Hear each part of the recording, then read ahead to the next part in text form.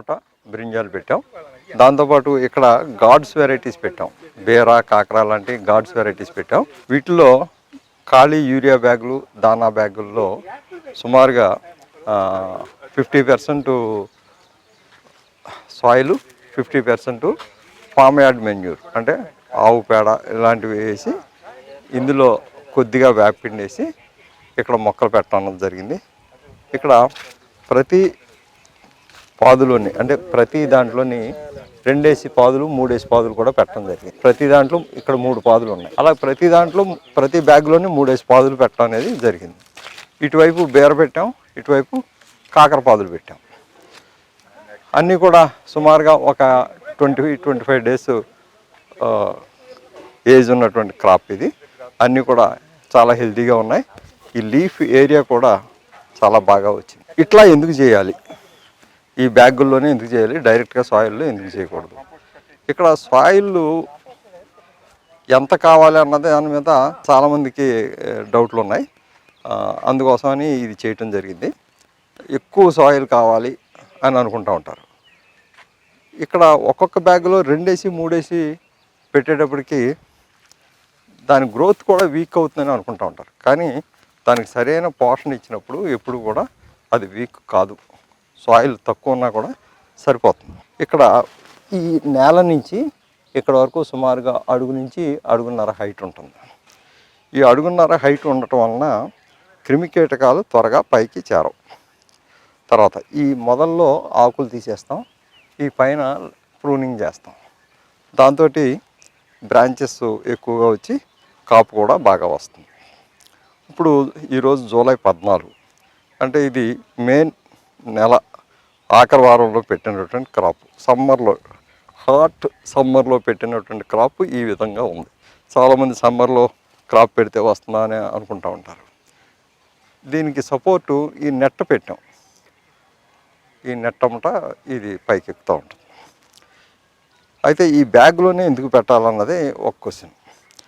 ఇక్కడ వర్షం పడినప్పుడు ఒక్కొక్కసారి చాలా హెవీగా రెయిన్ పడతా ఉంటుంది. హెవీ రెయిన్ అంటే సుమారుగా 5-10 సెంటీమీటర్లు వర్షం పడతా ఉంటుంది. అట్లాంటప్పుడు సడన్గా క్రాప్ డ్యామేజ్ అవుతూ ఉంటుంది. ఆ డ్యామేజ్ అవ్వకుండా ఉండటం కోసం అంటే వాటర్ రిటెన్షన్ ఎక్కువగా ఉన్నా కూడా దానివల్ల ఇబ్బంది లేకుండా ఉండటం కోసం ఈ బ్యాగులు పెట్టడం అనేది జరిగింది. ఇప్పుడు ఈ బ్యాగుల్లో ఈ కవర్ను క్లోజ్ చేసామనుకోండి, ఇట్లా క్లోజ్ చేసేస్తే మీకు వర్షం ఎఫెక్ట్ కూడా పెద్దగా ఉండదు, అందులోకి నీరు పెద్దగా వెళ్ళదు.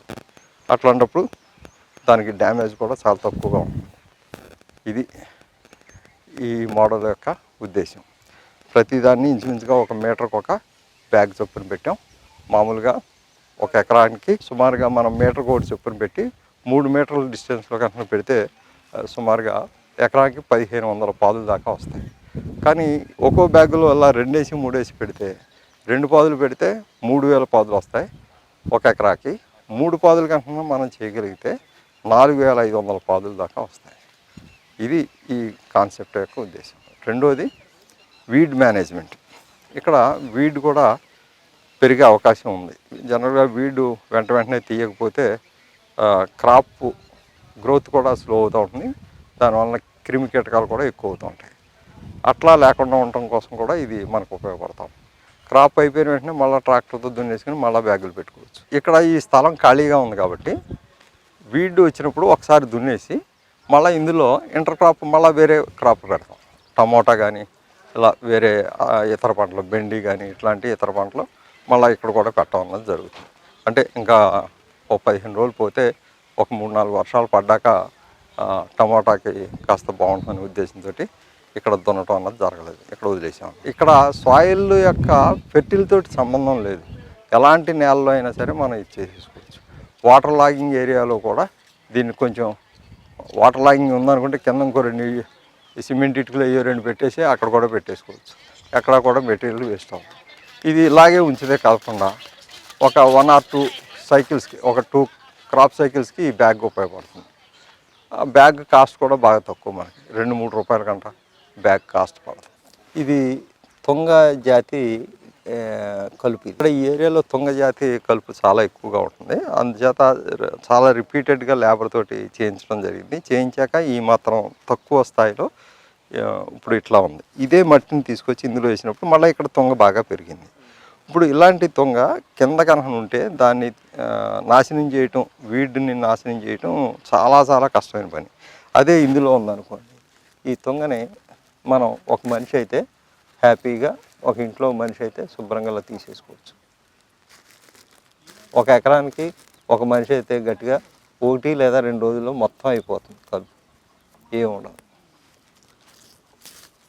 ఒక బ్యాగ్లో అయిపోయింది. నెక్స్ట్ రెండో బ్యాగ్ ఎంత టైం పట్టింది? ఒక్కో బ్యాగ్కి 6 నిమిషం పని అయిపోయింది. చాలా తక్కువ కాస్ట్ తోటి వీడ్ మేనేజ్మెంట్ మనం చేయటం వీలవుతాం.